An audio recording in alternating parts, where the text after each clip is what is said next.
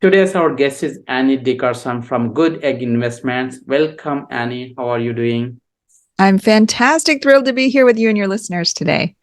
Thank you. Thank you very much. A little bit about Annie. Annie is an award-winning real estate investing expert with 15 plus years of real estate investing experience. In 2022, Annie was named Real Estate Investor of the Year by the Motley Fool. So Annie and her business partner Julie Lam are the founders of Good Egg Investments, an award-winning boutique real estate investment firm, which was named Best Real Estate Syndication Company in North America by Build Magazine. Together, they have helped thousands of investors around the country to invest in commercial real estate assets totaling over 1.3 billion. Maybe now it's more than that. So with that, Annie, you want to add anything to your background? Oh my gosh. Yeah. I would say the first thing that people should know is that I never intended to get into real estate. Real estate found me, not the other way around. My husband and I had always kind of dabbled in real estate on the side, but it was always more his thing. And in fact, when he became a real estate agent, once we moved to the San Francisco Bay Area where we are now, I decided, well, I'm going to cross real estate off my list. We can't both be in real estate. But in the process of helping him with his website for his business several years ago now, I kind of fell in love with real estate investing, but I was never thinking about this scale and helping other investors. I had started out just thinking about how can I just build my own personal portfolio, maybe get 10, 20 rentals, and then I could quit my job. That was my big goal, was just to replace my own salary and not have to work and be able to just live my life. And little did I know that the universe had other plans. And so along the way, as I got into these smaller rentals, I was just totally obsessed and was always telling friends and family. And so, of course, they wanted to come and invest alongside me.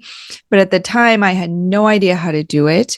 This was back in 2017, maybe early 2018. And then I realized I had enough friends and family who had this problem that I could try to figure something out. I knew nothing about syndications at the time, but I decided to quit my job in early 2018, having never done a syndication before, to try to get this to work for people because I knew it was a pain point for a lot of people. And as luck or the universe would have it, I met Julie, my business partner, Julie, literally the week after I quit my job. And so we launched Good Egg later that year. And so, as you mentioned, we've been quite busy over the last 5 years or so, and it's been way bigger and way more than I ever could have dreamed. Awesome. Thank you for sharing that story.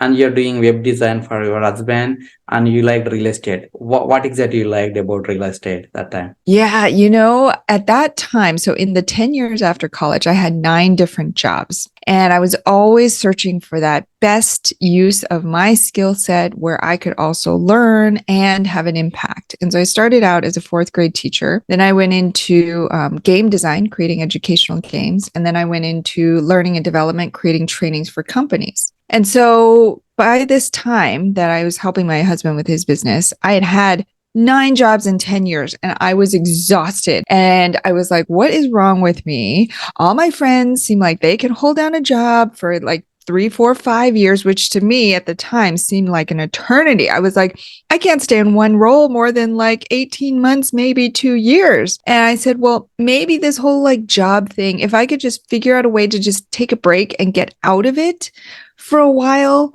that sounds like a dream come true.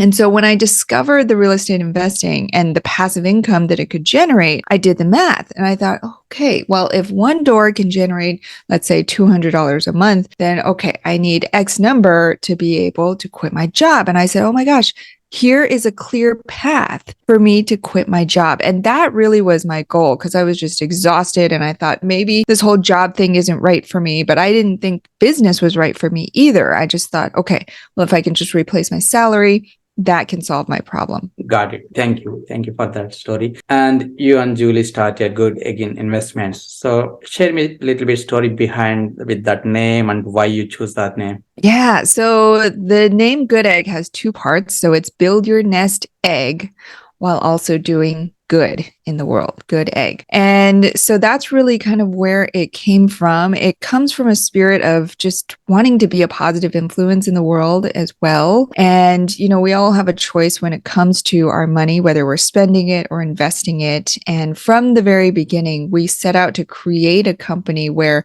it wasn't just about the real estate. It wasn't just about the income or the returns, but it really was about a bigger picture vision and mission. So that's a big part of what drove us to launch GoodEgg and what still drives GoodEgg today. Got it. Thank you.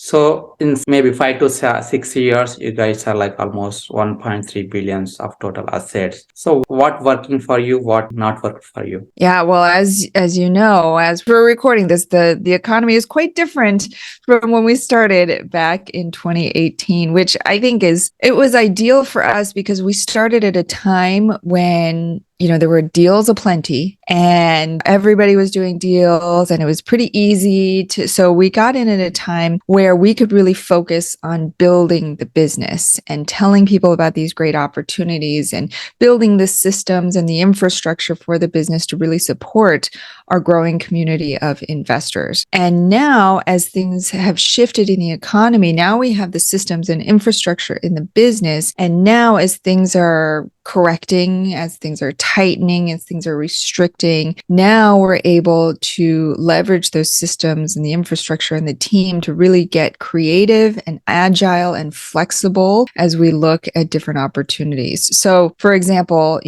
one shift that we've made in recent years is we've shifted from doing single asset syndications or single asset deals to diversified funds. And now it's not perfect for everybody. No investment strategy is, but I always tell the story of how back a few years ago, we did 2 deals almost simultaneously in the Dallas-Fort Worth area. And on paper, they both looked pretty great. And so at the time, I had $50,000 personally to invest. And I looked at these 2 deals and I thought, with my experience, surely I can pick the winner. And so I looked at the 2 deals side by side and I said, this one's going to be the one. So I put my money in there. I think it was 3 or 4 years later when we exited, we looked at the deals. It was the other one. The other one had the higher returns. And I was like, oh my gosh, even I cannot pick. And so what these diversified funds allow our investors to do is to really take their 50K or however much they're going to invest and spread it across multiple investments. So I think that's one thing that's not only working for us, but it's really being a fiduciary and responsibility to our investors and their capital in this market. Got it. Thank you. So what kind of benefits and disadvantages you're observing, from single asset versus diversified fund? So when you invest in a single asset, you know exactly what it is. And you know exactly where it is, all the details about that single asset, not to mention that it's more fun. It can be more fun. It's like picking a stock, right? But even if you lose some money, you're like, that's okay because I got to pick it. I got to be part of the process, right? So that's the fun part. And I personally I enjoy that part of single asset syndications is it's almost like being on the hunt. You're like, oh, is it this one? Is it that one? You're looking at the individual properties, right? When you're investing in a fund, it's more about the team that you're investing with. So it's a little bit of a different approach. When I look one-to-one at the investments I've made personally in single assets versus funds, personally, the funds have given me a stronger return, but personally, I have a little more fun picking individual assets. So there's that balance to be had for sure. Got it. Thank you. So what do you see in the team, from team point of view? What are the qualities you see? Good question. So the biggest, as you know, is track record and integrity, I would say. What I like to do when I'm personally vetting new sponsors is I will ask them a bunch of questions. I know it's not always the most fun thing for them to respond, and I've been on the receiving end of all those questions, but really, I'm not really even looking for what the answers to the questions are. I'm looking for how they're responding to my questions because it's kind of like you're dating, right? When you're getting to know a team, you're dating, you're getting to know them, if they're a good fit for you, if you're a good fit for them. And so I like to see how, just like how I'm treated on a first date, I want to see how they're going to treat me during that process when we're courting each other. Are they getting back to me in a prompt manner? Are they getting defensive about any questions that I'm asking? Are they being forthright? And are they revealing things that maybe I'm not even thinking to ask, but they want to be fully transparent and act with integrity? So those are the kinds of things I'm looking at on top of the track record and making sure that they've been around the block, they've done deals just like the types of deals that I might be investing in with them. So those are the types of things that I look for. Got it. Right. Thank you. So now current lending space is a little bit tighter now, right? So how exactly you're looking these, current market loyalty fees, higher interest rates, inflation, all this stuff. How exactly you're approaching deals? It's a fun market out there, huh? There's lots of, I'm sure you've heard this before too, but when I first got into the real estate space, I was talking to my coach at the time, and he said, it's never about resources. It's always about resourcefulness. And I think especially at a time like this, when you may feel like you have no options or your back is against the wall, that's the time to really double down, especially with your resourcefulness, and think outside the box and get creative. And so that's what we've been trying to do. So for example, right now we have under contract a deal in Orlando, a multifamily deal, where we are assuming the HUD loan direct from the developer. And the HUD loan comes at a low 3.8% fixed rate. And so even though the rest of the market, new loans, we wouldn't be able to get that rate, but because we're kind of going through, it's almost like a loophole, right? So we're kind of flying under the radar and we're assuming an existing loan. So that's a great strategy that we've discovered, is rather than trying to go out and get fresh debt, where can we look under the hood, so to speak, and find some deals with creative financing options where we can maybe take on an existing loan, maybe get some seller financing or some other alternative options where we can still get a great deal for our investors, and the seller can win too. Absolutely. Loan assumption and seller financing plus some kind of supplemental loan or something like that, right? And your team focusing on capitalizing and also asset management. So share me almost 1.3 billion assets under management. So share me some best practices you have learned in the last 5 to 6 years from capitalizing point of view. One thing I would say is that, it's like Simon Sinek says, people don't buy what you do, they buy why you do it. And so for us, the reason we've been able to attract so many investors and repeat investors in a short amount of time is because, like I said, we're not just about the real estate. We are really about the story, the impact, helping our investors to invest in real estate so that they can then live their ideal life by design. And so that's a big part of it, is really framing it out for people to help them see how this fits into the greater picture. And then through that, also, once we find them, we are giving them that top-notch customer service and really making ourselves available. We do these weekly, we call them GoodEgg popovers, where they're basically just like open office hours where anybody can pop in, meet our team, ask questions, get to know each other, things like that, where we've implemented, where we just want people to know, hey, we're real humans. We're here for you. We're not the experts. And that's the other thing, is making sure that they know that we make mistakes too. We're just human, and letting them in on this journey. And we're building this movement together. Everybody wants to be part of something that's bigger than them, right? And so it's a big part of it is the branding and the messaging around this movement that we're trying to create together. And I think that's led to a lot of the success that we've had with capital raising. Awesome story. Thank you very much. And you mentioned you guys are creating impact, right, as investors. Can you elaborate a little bit more on what kind of impact you guys are creating? Absolutely. So there's a couple of levels of impact. So obviously there's the impact at the level of the communities that we're investing in. And so just recently I was on site, one of our properties in Phoenix, And I was noticing, I was just more or less secret shopping it, right? I was rolling up and I was just checking out the property. Nobody really knew who I was. I was walking the property, making observations. And we realized that even though the renovations of the units were going great, we had also added in a barbecue area and a dog park, so lots of community amenities. But when I was there, I didn't feel like there was a true sense of community amongst the residents there. And so we quickly got together with the team and we said, okay, how can we breathe some real life and some branding and that sense of just like I talked about, that movement, so residents feel like they're part of something bigger and they want to be part of this community. And so then we got together to strategize and create things like new signage, new community events, things like that, where we can really bring the community together. And so on a community level, there's that level of impact where through different asset management strategies and ideas and choices that we're making, we're really improving not just the physical units and trying to drive up rent, but really trying to improve the spirit of the place as well and make a lasting impact.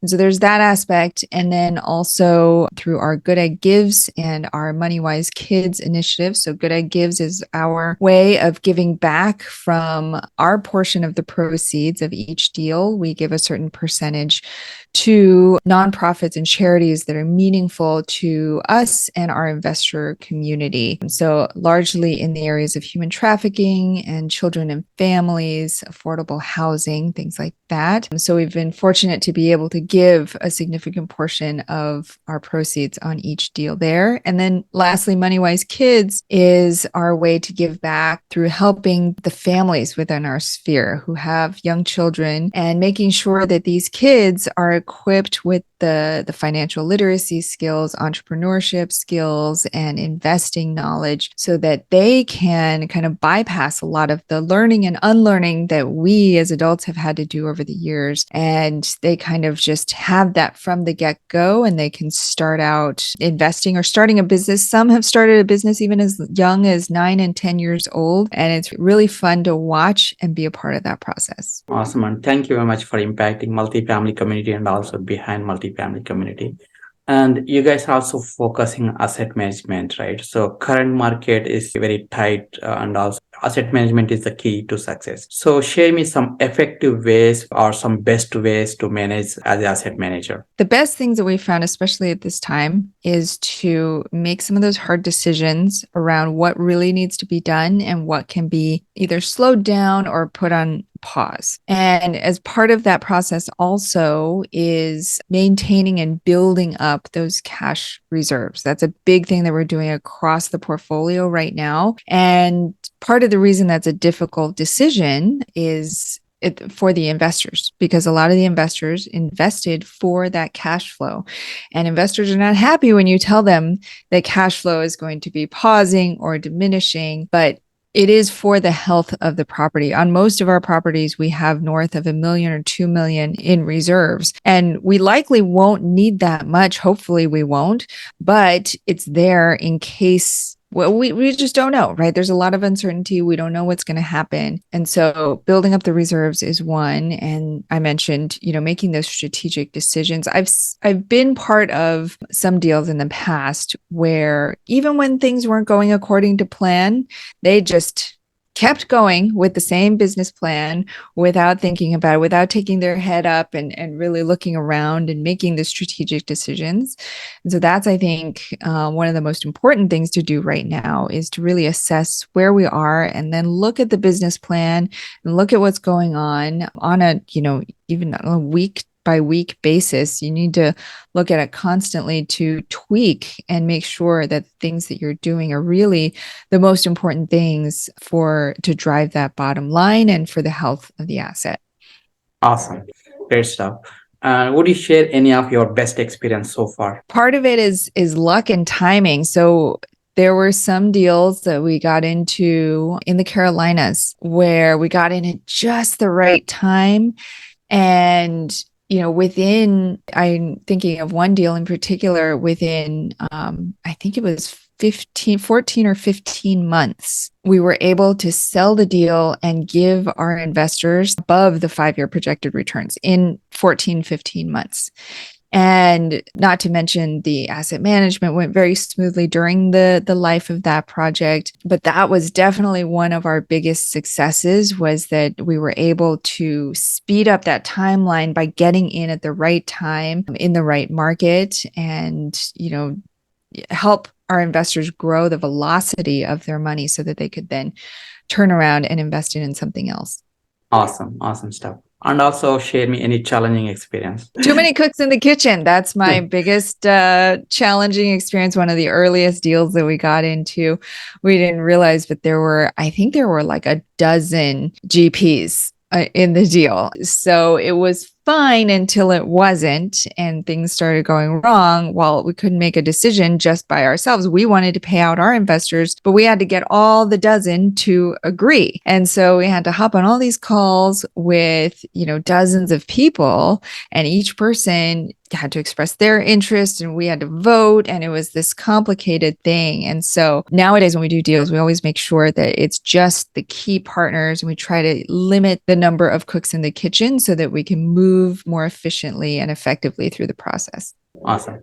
So any habits that are helping you to be successful? I'll be honest, I'd fallen off the wagon for a while, but I've gotten back on it over the last 4 weeks or so, is those early mornings. I know entrepreneurs talk about it all the time, but getting up early in the morning and having that quiet time, and without checking emails, without checking text messages or Slack messages or anything else, just having that quiet time to meditate, to read, to fill my own cup.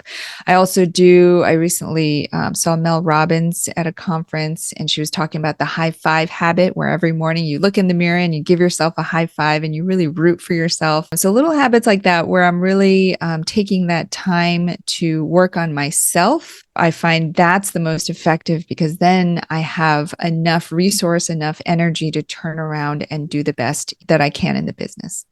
Got it. And any books that impacted your life? Especially for any listeners who are entrepreneurs or raising capital for their own businesses, I cannot recommend highly enough Don Miller's book, Building a Story Brand. I thought I knew what marketing was. I thought I knew what branding was before I read that book, but he takes the idea of the hero's journey and he applies it to business. And he says, most new entrepreneurs especially think that they are the hero in the story. They're the Luke Skywalker, right? But in fact, your customer, or in this case, your investor, they are the Luke Skywalker and you are the Yoda. So as a business owner, you are the guide that helps your customer get to their goal. And if you think about it that way and you shift the entire approach of your business, you can really connect with your investors or your customers at a much deeper level, and they'll build that trust with you much faster. And so that, once we read that, we changed everything in our business, and it has shifted so much. Great stuff.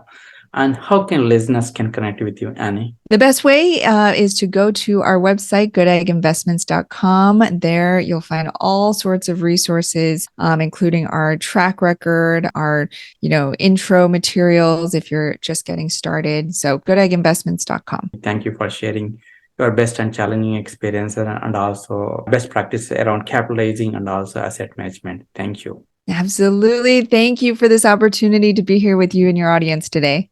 Likewise. Thank you.